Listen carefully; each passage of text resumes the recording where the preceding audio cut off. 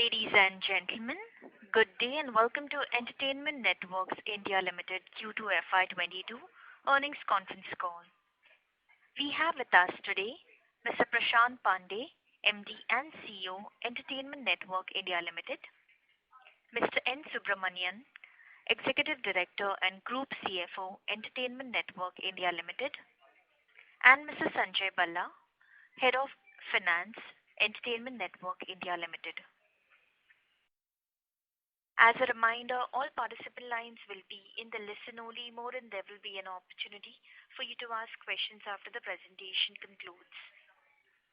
Should you need assistance during the conference call, please signal an operator by pressing star then 0 on your touch-tone phone. Please note that this conference is being recorded. I would now like to hand the conference over to Mr. Prashant Pandey, MD and CEO. Thank you and over to you, sir. Thank you, Janice, and welcome to this investor conference call, dear investors. Just a small correction before we start. Mr. Subramanian is not here, unfortunately, today. And also Sanjay Balla's name is actually Sanjay Balla, not Sanjay Balla. Just small clarification. Subbu is expected to come in shortly, so as soon as he comes in, I will introduce that fact to you.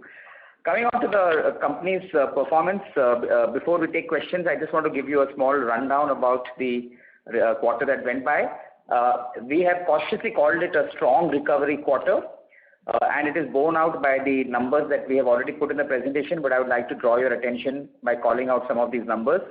The total revenues of the company in the second quarter of this financial year was 68.8 crore rupees compared to 47 crores last year, which represents a growth of 46.3%. So that's a top number that you must remember. If you were to look at it sequentially, the revenues were 68.8 crores versus 38.8 crores in the first quarter of this year, which is 77.3% growth. Normally, we do not talk of sequential growth in a media business because different quarters have different seasonalities built in. The only reason I'm referring to sequential growth is because we are emerging out of the second wave of COVID, and hence I'm sure you're curious to know how the business has picked up. So it's a strong recovery in revenues. In terms of EBITDA, the good news is that in the second quarter this year itself, we have turned positive with underlying EBITDA of 1.7 crore rupees versus a loss of 14.9 crores last year in the second quarter. And on a sequential basis, the 1.7 crores of EBITDA in this quarter is comparable with a loss of 26.2 crore rupees in quarter one. As you know, as revenues grow in our company because of high operating leverage, it has an immediate impact on EBITDA and PAT numbers, and you've seen that happen in this quarter. Talking about PAT numbers, we've reported a loss of 7.9 crore rupees in quarter two of this year, comparable with the 23.7 crore rupee loss in the second quarter of last year, and a 27.7 crore loss in the first quarter of this financial year. So overall, you will notice that because revenues have grown strongly at 46% compared to last year, the EBITDA has turned positive and the PAT losses have reduced very significantly. In fact, the quarter's recovery was uneven because the lockdowns which were imposed as a result of the second wave of COVID were not fully lifted until even July. And therefore, in many parts of the country, and most notably in Mumbai, as you would all know, in July there were severe restrictions on timings of shops, multiplexes were shut, many things were not working at full capacity. And we saw that happen actually, that our business really picked up more from the middle of July and into August and September. In fact, in August and September, our EBITDA numbers are actually ahead of our own internal plan numbers. We normally don't share plan numbers, but I'm just giving that again to let you know that the recovery has been gradual and consistent as the restrictions have lifted. Now, it's very important to also remember that that in the media business, whenever a recovery happens, and I mentioned this last year also at this time, that the recovery from a complete lockdown always first happens in the ad volumes, and then it is followed by a price recovery. This quarter has been no different. The volume have grown dramatically in this quarter compared to the same quarter last year.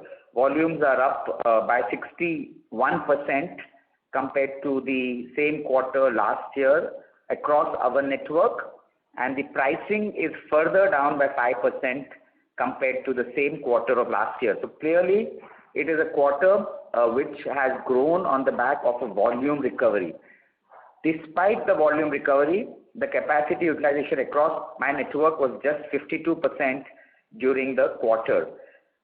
This capacity utilization was weak even in the top 8 markets, where the capacity utilization was nearly 79%. Now remember, the top 8 markets contribute 65% to the company's revenue. So if the top 8 markets are operating at 79%, it tells you that there is a lot of headroom left to grow still.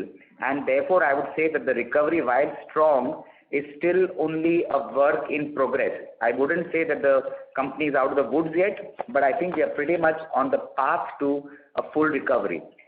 And the final evidence of that is that the volumes in the business have actually grown even on a golly basis, which means even compared to the pre-pandemic levels, the ad volumes are up by 24%. Now, this is a remarkable number, and the reason for this number that I'm quoting over here is that it shows how popular the medium is with advertisers.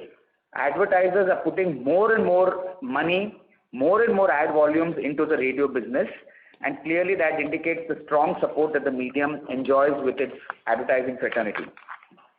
Moving on, the revenues amongst the radio business of the core FCD business grew by 50% in this quarter. Core solutions business, and in that I'm for a moment only leaving out other operating income and the income that we earned from our advertising sales arrangement with TV Today stations last year. I'm leaving those two out. The core solutions business grew by 51%. So that shows how much strength both the businesses have demonstrated in the quarter. If I were to include other operating income as well as the TV Today numbers, then the solutions business has grown by 36%. Clearly, because other operating income has come in lower, and TV Today stations, the revenue contribution has gone off because we terminated the advertising sales agreement in August end of last year. Now, you would be keen to know which categories are doing well. The categories which have done well are durables at GOLI or growth over last year of 300%. Real estate has done 135% jump in volume in revenue contribution. Health and pharma is up 80%. Media and entertainment itself, the industry is up 77%. Remember, a lot of this business comes from OTTs because movies have been typically off because theaters have been shut in Mumbai till very recently. So it's mostly OTTs and the movies released on OTT platforms. Auto is up 71% despite all the industry's problems. FMCG is up 60%, BFI is up 50%, and so on and so forth. Important thing to note again is that these are strong volume growth numbers across a spectrum of categories. So it is not as if the recovery is patchy and only in a few areas. Of course, the exact percentage numbers are not the most important right now because it also depends upon what the base was last year. And therefore, to some extent, I would say that don't go by the individual growth numbers per se. However, please note that the growth has been fairly secular across different categories of advertisers. One very strong point I wanted to make is that the company has continued to maintain very tight control on its cost of operations. And I'm leaving out what the direct variable costs because they depend purely on revenues generated against those particular activities. I'm leaving those out because that's variable. I'm also leaving license fee out because license fee is again partially variable at least, but and it's outside of our control really. The cost that we can control, which includes everything else, which is people cost, electricity, rent, administration, travel, all those costs which make up basically the other operating costs as we call it, is up by only 20% compared to last year. Remember, revenues are up 46%, but we have kept the costs tightly controlled at 20%. Even this 20% has some one-off numbers built into it, and most notably in the HR head, last year we had a reversal of some MIP provisions of the year FY20, I'm sorry, which therefore kept the base of last year low, and then there were some one-off items which we do not expect to repeat in the remaining part of the year. So if I were to look at my projected cost numbers for FY22, which is including the next 2 quarters, For the full year of FY22, my projected numbers are representing a potential saving of 80 crore rupees compared to the pre-pandemic year of FY20. So to repeat, because of tight cost control, we have benefited in the quarter because the costs have grown by only 20%. But more importantly, because of the tight cost control, compared to the pre-pandemic number, the costs will be down by nearly 80 crore rupees. So this is something that we are gunning for, and we will ensure that that happens. Because remember, we are still not out of the woods. One doesn't know if a third wave will come or not, and one has to be prepared for any eventuality that may come up in the future. We don't know if a virus mutates, and all the vaccination success that we've had may be partially rendered ineffective, and therefore the company has to keep that provision in mind. Now let me come to the most exciting part of the narrative, and the narrative is that, as we've been telling you over the last few quarters, Mirchi is fast transforming and becoming a digital first company. Now to this end, as you remember, we dropped the word radio even from our logo Radio Mirchi about 3 quarters back. Now, in this transition towards Mirchi digital first, or what we are internally calling a platform company. So this company ENIL, which you know as Radio Mirchi, is going to transform and become a digital first company, and its digital offerings are likely to be like a Mirchi platform, which means that not only will we put content on the platform, but we're also creating a roadmap where we can have a lot of user-generated content which comes onto the platform, a platform where advertisers and content creators will be hosted together, and all the benefits that accrue to a platform operation is something that we plan to capture in ENIL. And all of this is going to unfold in the next 2 to 3 years' time. But in the meantime, let me just tell you about some specific timelines. Our platform launch, which includes app and web both, should launch by the end of this financial year, if not earlier.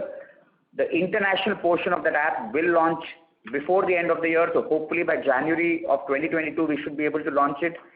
We have a team of 90 people in-house in the company working on our digital platform, which includes tech people, content people, product people, data people. So today, if you come to my company, we look like a tech company.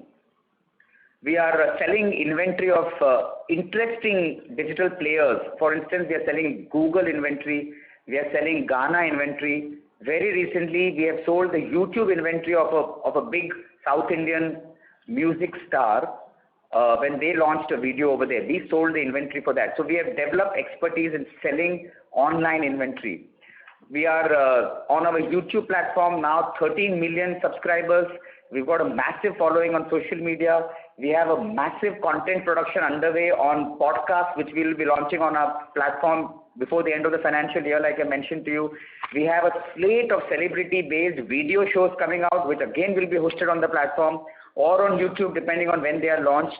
And we have a whole slate of new business ideas, which includes EdTech, which includes B2C e-commerce, which includes live streaming, and which includes a lot of portfolio investments in companies that we are interested in and which operate close to our business of operations. This is where we plan to deploy the 205 crore rupees of corpus that we have.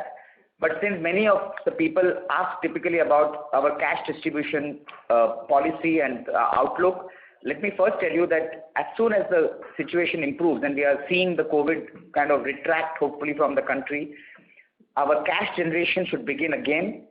And as soon as that happens, the board will sit down and take a decision on how to use the cash that the company will have on its hands.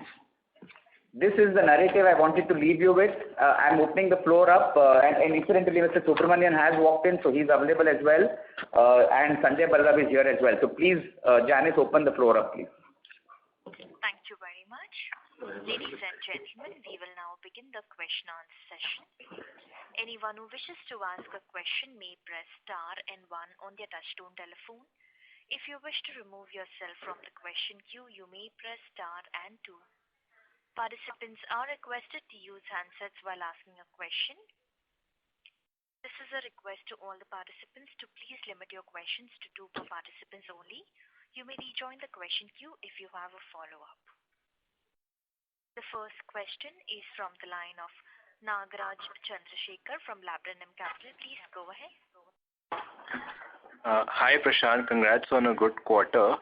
So now that you guys have sort of fructified sort of what you plan to do with the platform and the launch date, could you give us a sense of the capex/cash spend on this going forward?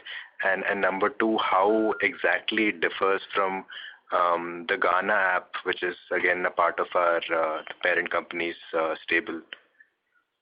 Thank you, Nagaraj. Fundamentally, Mirchi is a very different business than Gaana.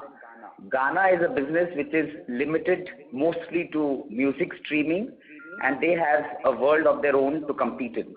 Mirchi as a brand is a brand synonymous with entertainment.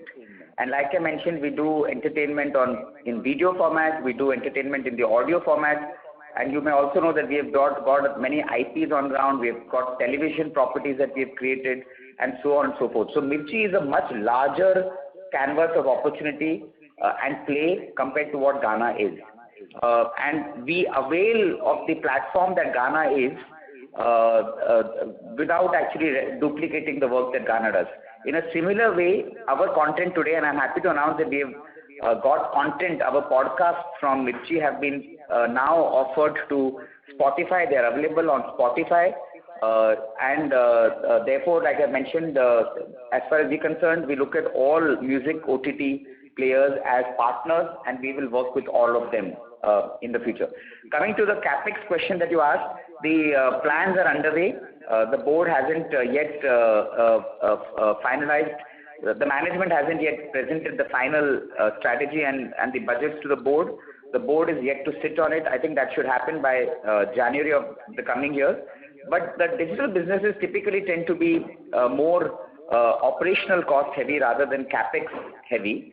And to that extent, we are in a better place because remember, our digital revenues are actually quite strong in this company. I mentioned to you that it was 12% of our revenues in the last quarter. This quarter has come in at 9%, but we expect the year to end at 15% digital revenue. So we have a strong digital revenues line as well, and therefore we will keep a tight control on operating costs as well going forward. But again, I'll be able to share details with you only later. I understood. And just a very ballpark, I understand that it's very preliminary right now. But from what I understand, Gaana does a revenue of around 120 crores and has operating expenses of around 500 crores, which is of a magnitude much larger than our existing business. Would it be at all comparable to that level of spend, or would it be a lot lesser and a lot more linked to revenue generation? Well, Nagaraj, we have mentioned, I just mentioned that we hope to end this year's digital revenues at about 15% of our total revenues. We've also mentioned in the past that in another 3 years, which is by the end of FY24, we expect to see our digital revenues grow to about 25% of our company's revenues, another 25 coming from solutions. Now imagine if the company's revenues will grow and go past the pre-pandemic level, and if they go past 600, 700 crores, then 25% of that I think should be similar numbers as what we're talking about with respect to Gaana. But again, like I told you, our frame of reference is not Gaana. And Subrat, yeah. So Nagaraj, on your cost, we understand, but what Prashant actually wanted to say was that, there are several layers to our digital play, right? We will have our app, we will have our mobile web as well, right? Our sites and our mobile web would be to sort of drive reach and distribution, and our app will be to primarily drive engagement. So what we are focusing, and there is also an international app that Prashant mentioned both in the television interview and also earlier in the call. So what we can, so there are multiple layers to that digital play that we have. That's why we are not able to share the overall cost. But the first layer would be broadly about around 20 odd crores of investment is what we see in the first layer. And with that layer, we would be able to release our international app and also our domestic app. And as and when we finalize our plans for the rest, which will also host third-party content, right? That's what the overall Mirchi platforms play is all about, which will have third-party content, which will have videos and lot more. That we are still we are still working on it. We are awaiting our board clearance. Once we get a clarity on that, we will share those numbers to you. But in the first phase, it's about 20 odd crores. Understood. That's very helpful. Just one small other question from me. It seems like we've done very well on FCT volumes, and you mentioned pricing was slightly down YOY. Our listed peer who reported last week seems to have taken another route of taking pricing up and seeing volumes grow a lot slower than the industry. Could you give us a sense of why you've taken this slightly different approach? Is it because we want to fill up the additional inventory we have in the newer stations? And is that why our overall pricing is down? And is the pricing in the metro stations actually up? Or what exactly have we sort of done here? No, Nagaraj, let me clarify. I think the data that you're talking about is factually incorrect. The data that we use comes from Airchecks, which is an industry body which monitors volumes in many markets, 18 markets across the country, which are the biggest 18 cities. We get revenue data with a lag effect from government sources which are publicly available as well. So our number calculations are very accurate in terms of the pricing that we get as well as our competitors get. So we have grown volume share versus our competitors, and we have also increased our pricing premium versus our competitors, including the listed one that you're talking about. So factually, I'm sorry, I cannot agree with the numbers that you mentioned. Got it. Thank you. Thank you, Nagaraj. A reminder to the participants, if you wish to ask a question, please press star then 1 on your touchtone telephone. The next question is from the line of Rohit Poti from Marshmallow Capital. Please go ahead. Thank you for the opportunity, and it is great to see such a strong recovery in revenues. And thank you for spending some time on the new strategy of the platform business. I was curious if you could expand more on what you think our right to win is, because you mentioned e-commerce, you mentioned audio, you mentioned video also. And if I think of each of these segments, globally and within India, there are so many competitors focused on just one segment, right? So in e-commerce, there are so many players. In audio, there is Spotify and so many other players, including your Gaana itself. And in third-party video also, we have so many players who are all vying for the same set of pie and who are spending, let's say, hundreds and thousands of crores. Hundreds or thousands of crores. So I don't understand with what we think our right to win in this is, and what we expect to achieve this. What are the expectations of the management from this over the 3-year period? Okay, Rohit, a very good question. And quite obviously, before we plan to launch this business, we have the answers worked up in our company. We are not going head-to-head with, again, any of those video players who are spending 100 or 1,000 crore rupees. We are not interested in that. We have scanned the market. We know who the players are in various markets. We are not attacking anybody. This is a growth market. There's a huge opportunity of growth left for the whole sector. And therefore, there are lots and lots of niches, and I would say bigger than niches. There are lots and lots of spaces available for brands to come and occupy.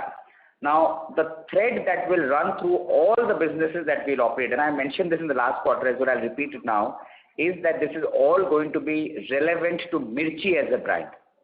It will be stuff that a Netflix will not want to do. It will be stuff that a Gaana will not want to do. It will be stuff that an e-commerce company most certainly will not want to do. Our e-commerce will not be like the e-commerce that you're imagining. Our stuff will all be related to music, to entertainment, to the youth, to the vibrant, buzzing community of entertainment creators is going to be surrounded and around all of these areas. And in that space that we have identified, there is a big gap available in the market. There is a big gap available in the market. I'll give you just one example to tell you this. So we've been doing the Kareena Kapoor show for 3 years now, right? We've done 3 seasons, and we're about to launch a 4th season. And you should see the kind of demand that exists for a show of this type. Now, there are hundreds of video producers, as you said, but I don't think that they can replicate what we do with the Kareena Kapoor show, simply because our approach is not to make video and to launch video, but is designed towards creating a solution for a set of clients or advertisers. So there are advertising monies that we bring in. There are multiple media vehicles that we bring into play. Our 63-city network of radio is a critical part of this program that we do. This kind of thing creates a big guardrail around us, a wall around us which nobody can then penetrate and enter. So we are not even aiming to compete with the names that you're talking about. So our strategy is fluid right now, but is well thought out and is clearly driven by the knowledge of the kind of question that you already asked. Subbu? Yeah, so to add on to what Prashant said, Rohit, what we are doing is that when we talk about e-commerce, we are not talking about it in a generic sense. Right? We have over 13 million subscribers on YouTube network. Subscribers, okay? Right? Once we have our own app, what we can potentially do is we can do more transactions. Today we are 90, 95, 98% of all our revenues are ad revenues. We are looking to have some portion of the transaction play. That's what Prashant meant earlier by e-commerce. So ideally 15-20% of that if we are able to convert into some sort of a transaction play today, because we already are there in some sense through our influencer network. A lot of our RJs are influencers. Sorry, Prashant. Just to give an example of what Subbu just said, Rohit, remember 2 years back we did the Bryan Adams and the Martin Garrix concerts, right? And of course we learned our lessons over there. But just to data point, we sold tickets and F&B worth almost 30 crore rupees in those 2 events. But those were routed to external vendors, external platforms, and we had zero database on what happened with those 2 events. But in future, that's the kind of commerce we will do on our platform. And we will know our customers, we will gather data about our customers, and then we will be able to cater to the needs of these customers through more commerce. So our commerce, like I mentioned to you, will be more music, entertainment related. It's not the kind of e-commerce that you're talking about. Okay, that was very helpful. So just a follow-up. So what are the metrics or what are the signposts or guardrails, or whatever we have, like as investors, what do you want us to look out for in terms of if a strategy is succeeding or failing? Are there metrics which you will come out with once you launch the app and once you come out with a proper strategy document that you share with us, or is there something that you can share today? Yes. So, like in all digital businesses, there are in-between milestones which get measured and tracked, and those are, as you know, usage metrics, right? MAUs and DAUs. Those are reach and impression metrics. There are engagement metrics. Then there are transaction metrics. So these are all intermediary metrics which get measured even before the revenue trajectory starts and the profit path to profit is drawn out. Subbu, would like to add to that? So, Rohit, if you look at the presentation, because I think we circulated a little late today, so apologies about it. But if you look at the deck, you will see our digital revenues at about close to 10%, right?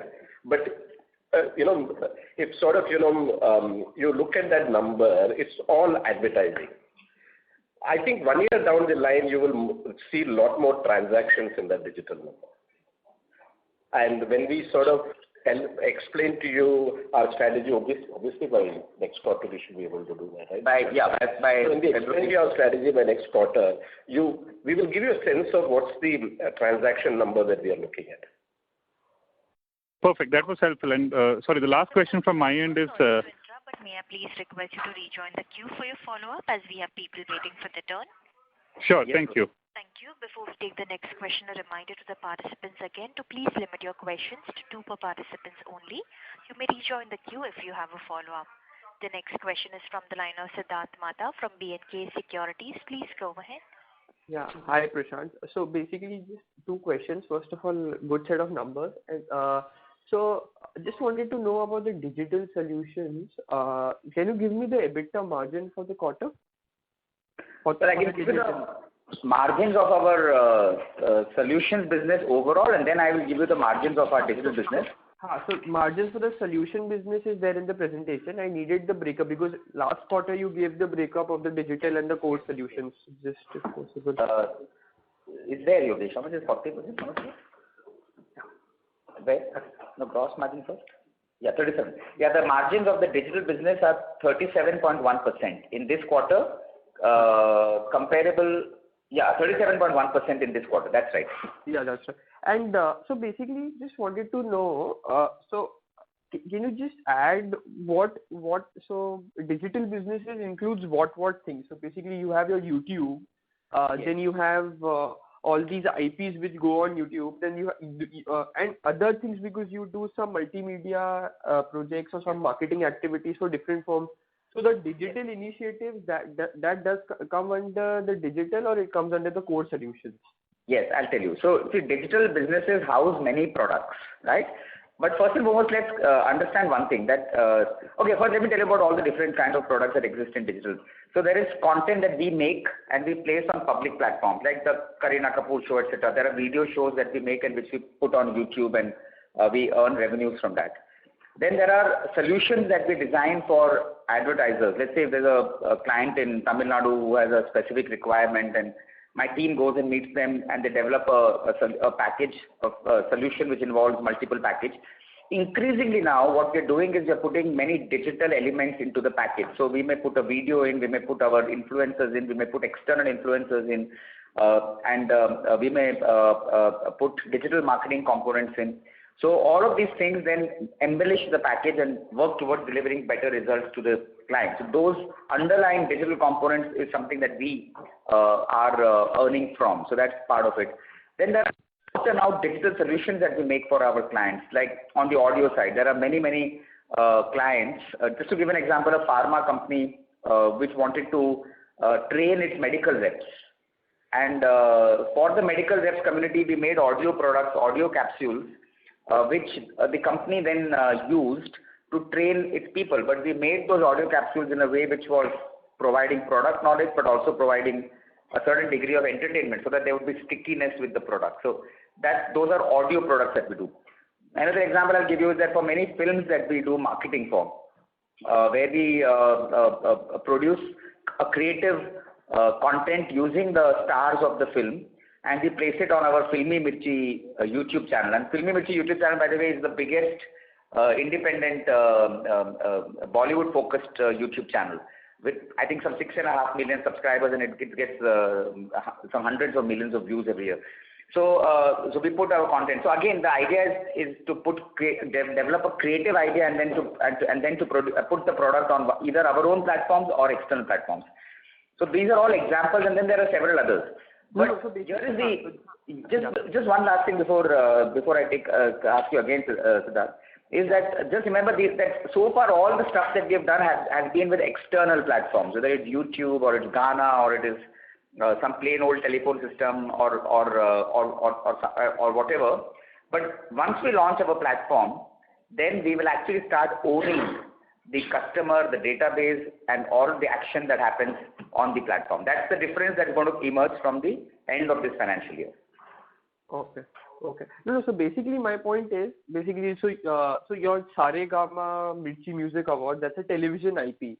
So that when it comes on YouTube, so the revenues you earn from that advertisement, does come under the core solution business revenues, or that comes under the digital revenues? So whole YouTube revenues are in the digital revenues. Okay, so listen, you know that we don't own the music rights for YouTube, right?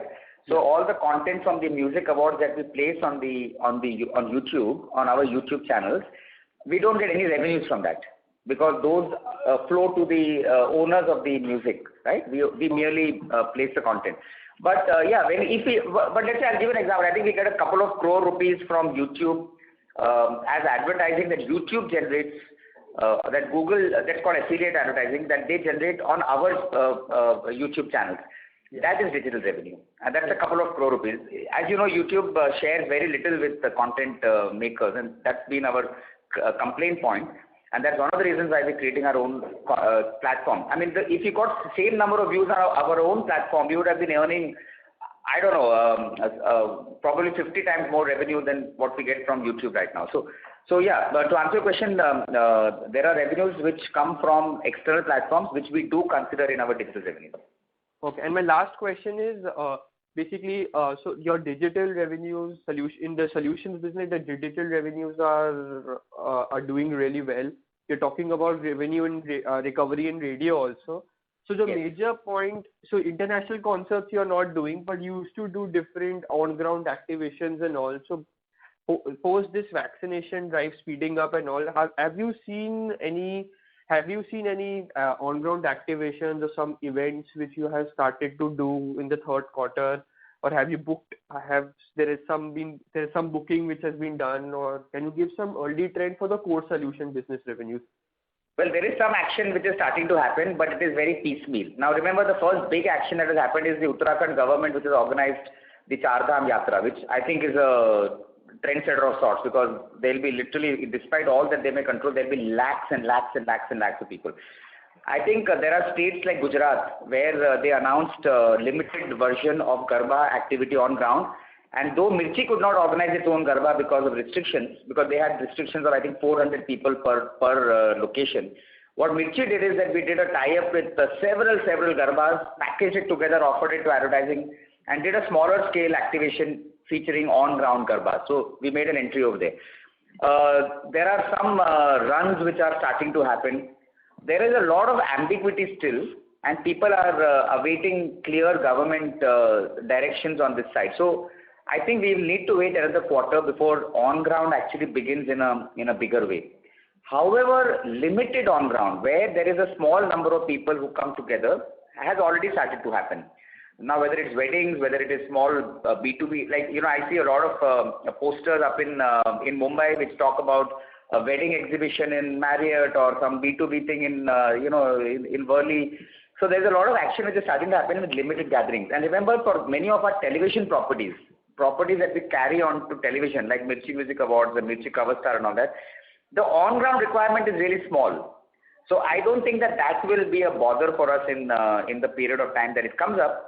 But the large activities that we used to do, which was the Mumbai Marathon, the Delhi Marathon, our involvement, all of those places, all of that I think will still continue to remain subdued, even in the third and fourth quarter, I would imagine. Okay. So just in additional to this, so basically the 25% revenues, like your 3-year thing is that 25% of the revenues is going to come from the digital, 50% and 25% from the other core solution business revenue. Correct. So what will be the growth factors for that? So you have this television IPs and some other. So will these on-ground activation events and some concerts will lead to the growth to the 25%, or there is some other thing which has been which will drive the growth? So, Siddharth, what we have been trying to do since the pandemic began is to substitute the on-ground with equivalent virtual solutions. So, for instance, we never used to do R&R events, rewards and recognition events, HR events. Now we have developed a module and we're taking it to multiple companies where we're doing online R&R events for our clients, right? Similarly, there were concerts that were never done online. Now there are concerts that we are doing online as well. So there's a lot of substitution of on-ground with online, which has already happened. But remember, on-ground is a very critical component for a marketing manager in a company, because it allows them touch points and it allows them touch and feel, crowd interaction and all of those kind of things. So as soon as the pandemic recedes, let's say 12 months later or thereabouts, so 6 months later, on-ground events will definitely make a comeback. There's no doubt about that. And those will also be part of the 25% of the solutions business that I mentioned to you. So yes, they will still be a part of it, but they'll be in a smaller quantity compared to what we were envisaging pre-pandemic. Okay. Thank you so much. Thank you, Siddharth. Thank you. The next question is from the line of Dipen Shankar from Trustline PMS. Please go ahead. Good evening, everyone, and thanks a lot for the opportunity. So firstly, wanted to understand in the radio business, what is the kind of recovery rate levels in terms of yield as compared to our pre-COVID levels? And when are we expecting the yields reaching pre-COVID levels? So the specific numbers I will let Sanjay to give, but conceptually I will tell you that we expect the revenue recovery the pricing recovery to definitely take 2 or 3 years. It won't be immediately. The reason is that first the volumes will run full. Remember the numbers that I give you on capacity utilization, right, are on a 13 minutes per hour basis. But you know that in the industry operates even at double and triple of that number at times. So there is a fair amount of volume that the industry will first deploy, and then the pricing will start to rise. So I think that the price recovery will take, I would say, 2 or 3 years to happen. Now specifically, Sanjay, do you want to give some data points? Yeah, sure. So if we compare the numbers for the overall rate perspective, then definitely we are still down compared to the pre-pandemic level. And that number would be, we are overall down by almost 37%. And we are yet to reach that level of pre-pandemic. And if we compare ourselves with the last year number, same period, then we are down by 5%, 5.3% to be specific. Okay. And specifically on digital front, so if we compare Q1Q, we have seen growth, but as contribution has come down, so overall growth in digital business has been lower than total business. So any specific reasons? Yes, Deepan, the reason is that it is related to a single activity which was an opportunistic play that we did last year, second quarter. That activity did not repeat. So there will be quarterly ups and downs. But like I mentioned, we do expect to end this year at some 12% or 15% in digital revenues. Okay. That's it. Thank you. Deepan, you had asked this question about the radio's recovery. So if you look at the published results of print companies and also privately available data on English print, you will notice that they are at about 75 to 80% of pre-COVID revenue. To disaggregate the numbers, the volume numbers are about 105% of pre-COVID, and the yield is at about 70, 75, depending upon the category. Now, in radio's case, particularly for Mirchi, even at these levels of 77 to 80% of pre-COVID revenue, we would be comfortably very profitable, right? Because of the fact that we have readjusted our cost base quite significantly. And so even if we don't get obviously all of us would want a full price recovery, but even if we don't get a full price recovery, we are quite okay with our new cost base. Yeah, so if that coming back, the profitability levels will be much higher than even pre-COVID levels, right? That's right, yeah. Okay, sure, sir. Thanks a lot and all the best. Thank you, Deepan. Thank you. The next question is from the line of Utkarsh Maheshwari from Reliance General Insurance. Please go ahead. Congratulations, Prashant sir. I think it's a very good result after a long time. Recovery is being visible. Yes. Could you just throw some more, out of curiosity, I would like to understand, when you're saying this platform business in the form of app, so it will be like on our phone we have just one app and we can access everything just like that, or something like on that sort of thing, with an app you can hear the radio?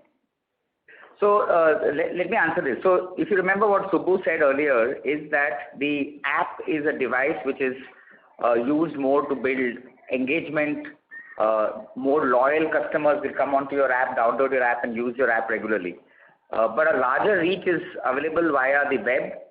And as you know, most people will consume content when links are shared between each other, either on WhatsApp or on various other methods of communication. And therefore, content consumption happens in a bigger way, but the app is a more tighter community of more loyal users.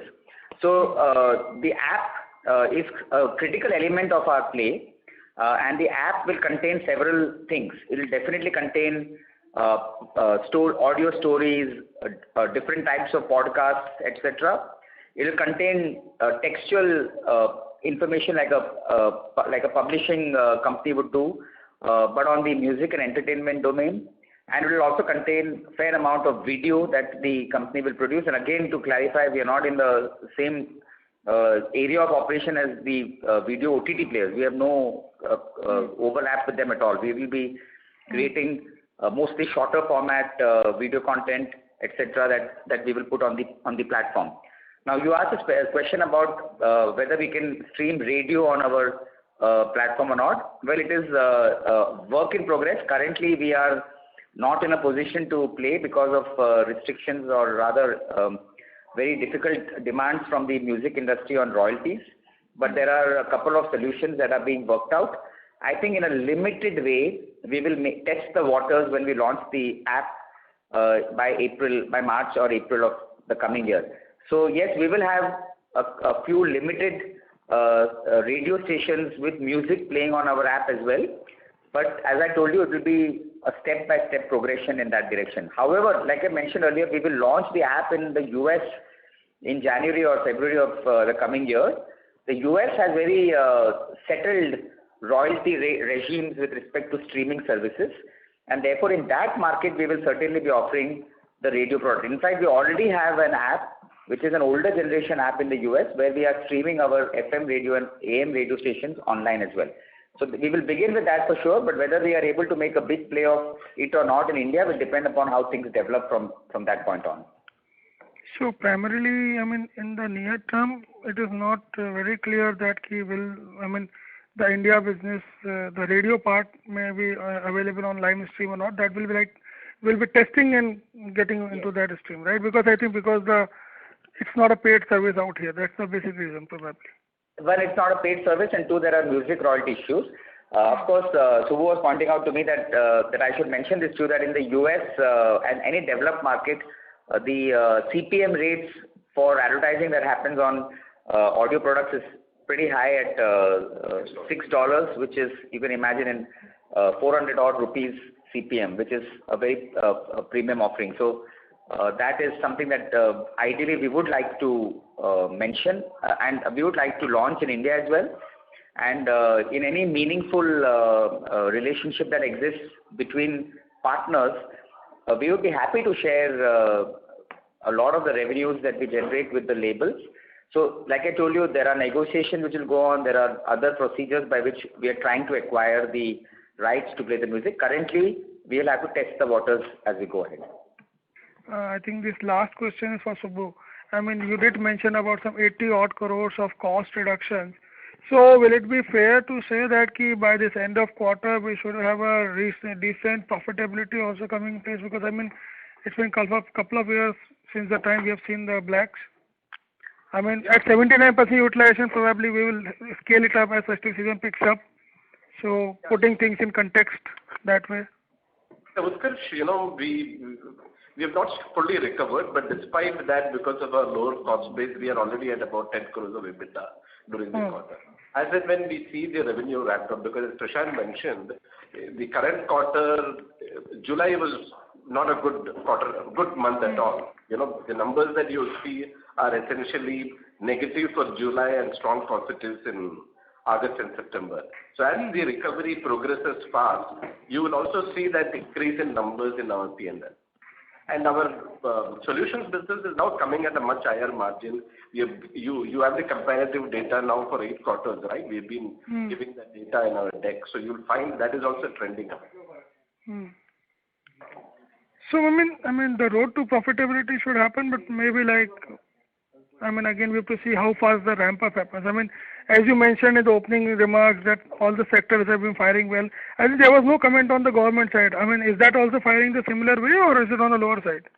Well, I think government revenues have grown by 40% compared to last year. But remember, the base was already low in the... last year that was like completely blank. So even there, central government has grown only by 26 odd %. But state governments have grown far faster. The state governments are playing a bigger role in of late. But if the central government starts to fire, then that will be a big boost. Okay, fair point. I think the price you have already said it will take 2 to 3 years. But have you seen any kind of steps from the industry, to increase up the yields and all, as now things are improving, or I mean, still people are only pushing hard for the balls No, at the Utkarsh, industry level? I think there's been a change in mindset in the industry. I don't think that the industry is overly focused on pricing as the variable now. I think the industry is looking at a combination of pricing and volumes and looking at revenues basically in short, right? And today the products that on the radio side that are offered in the market vary quite a lot. So there are products which target high paying capacity categories, and there we get a higher price realization. And then there are categories of clients which we call hit and run clients, where basically come in for a short period of time, burn a lot of inventory, and then they just vanish for the rest of the year. So typically they come with lower pricing. But today the industry has found a good operating model where it is able to accommodate both higher pricing and lower pricing clients. And the focus is not so much on pricing as it is on overall revenue generation and market share. Okay, so basically the focus is more towards the wallet share from the client so that you can, use him for different markets. That's right. And also remember that for companies like Mirchi, the solutions business is very big. So when I combine my radio business combine my radio inventory along with digital and along with some on-ground and along with some Ghana inventory and Google inventory, then pricing becomes a concept which is a little kind of irrelevant, It's not really an apples-to-apples comparison with the past. Seemingly the batch... I'm so sorry to interrupt, but may I please request you to rejoin the queue for your follow-up? No worries. Thank you, Utkarsh. The next question is from the line of Panveet Singh Kher from Skyline Equity. Please go ahead. Yeah, hi Prashant. I would like to congratulate you, not for the numbers exactly, but for your oratory skills. I had been a part of your conference call for past almost more than 5 years now. So I'd like to congratulate you that whatever the scenario be it a doomsday scenario painted out in COVID, you had always made us feel that everything is okay and all is well, like the dialogue of Three Idiots movie. Now coming back to the point is that we have a beautiful vision of being a very good entertainment platform in times to come.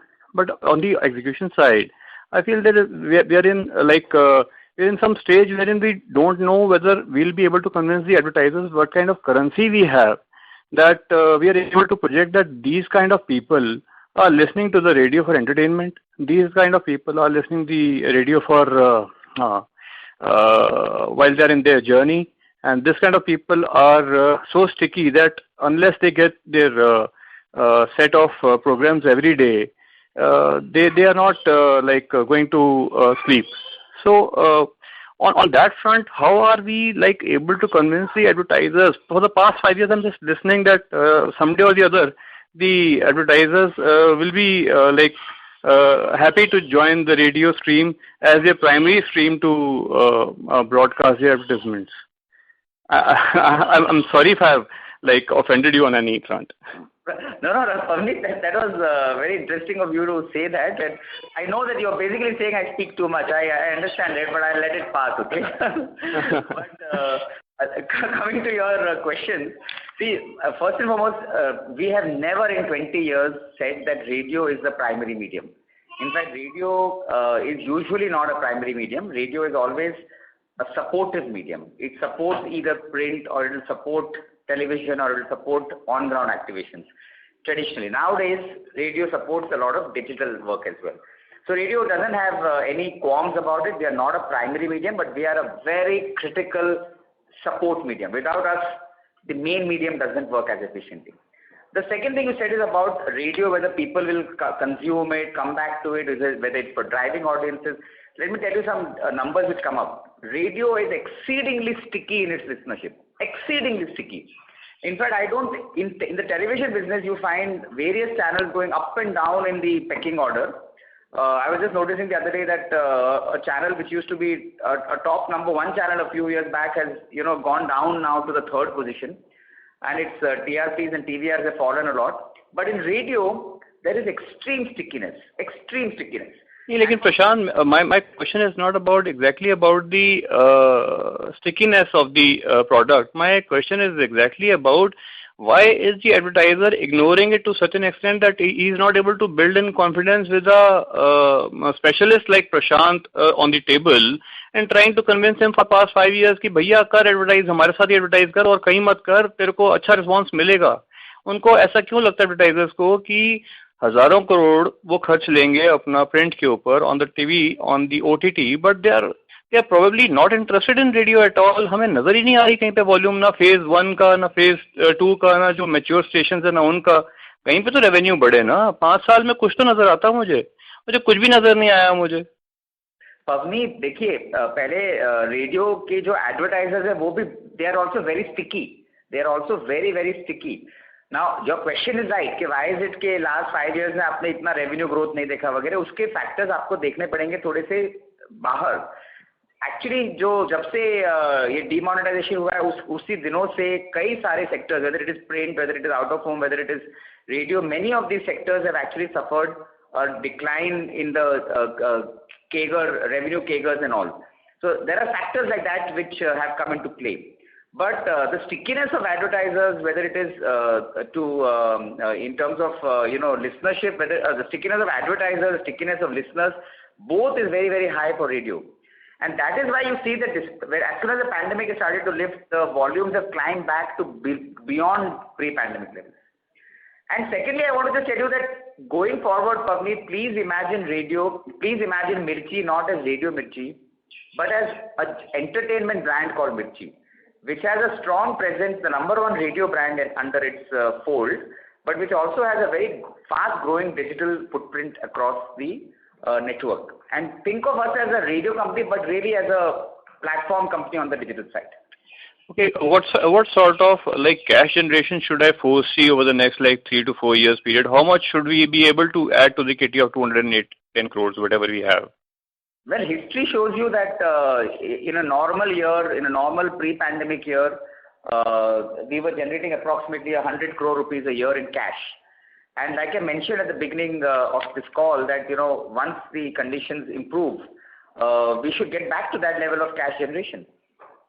Prashant, I would like to conclude by saying one thing. I have a couple of ideas with me, and I have a history of working in PR. So what I would do is I would mail you, and if I'm in Delhi, I'll like to meet you. If you two are in Delhi sometime? Yeah, of course. Delhi is the #1 market for us, so certainly in Delhi. But let's not wait for that. Pavneet, why don't you just send an email? There's an email ID mentioned, and then I'll get it. I think sitting across the table would make better sense, because I'll have ample time to talk to you, and we can discuss that strategy going forward. Most certainly. We will definitely connect up. Thank you. So, yeah, sure. I'll mail regarding that. Thank you, Prashant. Thank you. Next question. Yeah, Janice, we have 3 more minutes, but we can take maybe a couple of minutes more. So let's have just 2 more callers if possible, please. Sure. We take the next question from the line of Jinesh Joshi from Prabhudas Lilladher. Please go ahead. Thanks for the opportunity. Sir, I have a question on this platform business of ours. How do we plan to monetize the content? Will it be an AVOD model or an SVOD model or a mix of both? And typically when it comes to video content, there are a lot of OTT players who are not making money. So what are our thoughts on that? I know that we are not planning to create a long form content, and there will be shorter video formats, but traditionally the operating cost in the video content is very high. So how do we plan to be how do we plan to be profitable in that? And secondly, how should we expect a break even, and what kind of investments will be needed in the back end infra? If you can just share some thoughts on that. Jinesh, let me just take your first question first. So typically, as a group, Times of India Group, as a company, we are all strong in advertising generation. We have strong relationship with advertisers. Although the subscription business in India is still small and nascent, and hopefully will grow, but we don't know about that. And also remember that our content is more of the fast consumption kind of content. So I would imagine at this stage that it will be more advertising funded. Advertising will be the base source of our revenue generation. But again, like Subbu has said a couple of times in this call, that there are various other revenue models that emerge on a digital platform. One of them being transactions. Now, you can call it e-commerce, you can call it D2C e-commerce. There are various different names given to it, but transactions is an important part of the revenue generation as well. There are many other revenue generation models. I don't want to get into it right now, but there are many other generation models. Now, you talked about infrastructure and all. Subbu again mentioned that in phase 1 of this project, we may invest up to 20 crore rupees, mostly to build the app and build the infrastructure around the app. And you can clarify phase 1 is only about international, largely international. Yeah, phase 1 that we refer to is largely about the international part of the app, which we should launch by January, February of next year, and that will contain music and radio stations as well. It's a break-even timeline. Any thoughts on that? Sorry, on the break-even of the digital business? Yes. It's still not worked out.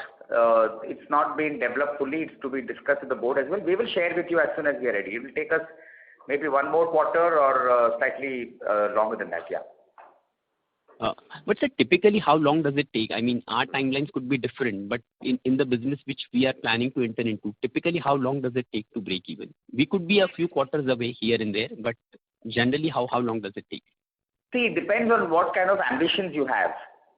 You know that there are players who don't make profits for 10 years. I think Spotify has just started making profits or something. And then there are players who tailor their strategy to a faster recovery because they plan to do activities around their core, rather than in a much bigger umbrella manner. I'll give an example of what I mean to say. There are companies like Amazon and Flipkart which will bleed for decades because their ambition is global and cover one and all in India and abroad. But there are many examples of department stores or high street stores which also have digital shops available. But their ambition is to basically cater to their consumer franchise and offer them another channel of purchase. Now, these players are profitable from the day they launch actually, right? Because they've looked at digital as a distribution channel for their merchandise.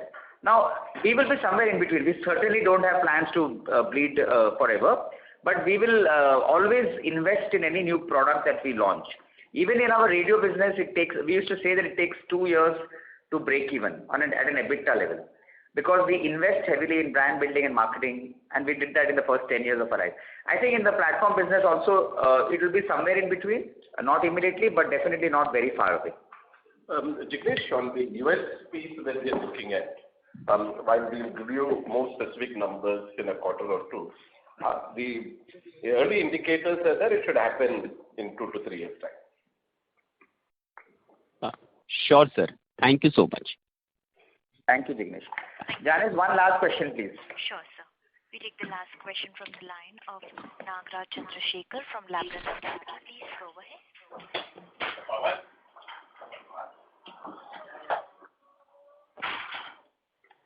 I think Nagraj has asked his questions. I think, Janice, is there anybody else? Yeah, can you hear me? We can hear you, Nagraj. Go ahead. Yeah, thanks.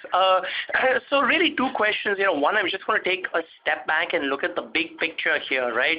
You have an excellent business that is very well run and throws off a certain amount of cash flow, which it will likely throw off for several years. And beyond the point, we don't know what technology does to radio or how you compete in a world where a voice is carried via a different medium.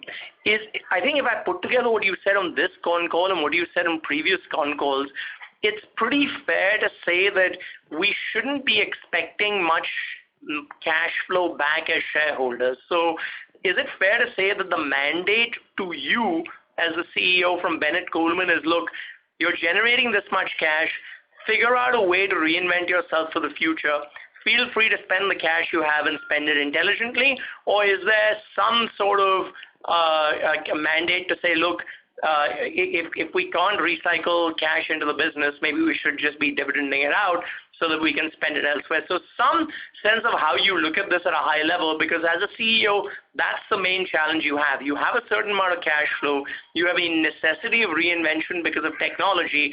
Is it fair to assume that somehow or the other you'll do the best job you can over the next 3, 5, 10 years to spend this in reinventing yourself. And as your shareholders, we're basically coming along with you for the ride in hoping you can reinvent in a shareholder value accretive way. That was my first question. My second question is, you've talked a little bit about the solutions business, and on previous calls, you've also said that, look, the fact that we have an entertainment DNA as opposed to the news DNA of other parts of Bennett Coleman means that, there may be certain types of campaigns that we may be better positioned to run than other parts of the group, because news organizations have to stay neutral, can't do advocacy beyond a point, etc. I just wanted to understand, is it the case that every part of Bennett basically tries to sell their own ad inventory and then on top of that also tries to bundle? So ET may do this, Times Now may do this, you may do this, Ghana may do this.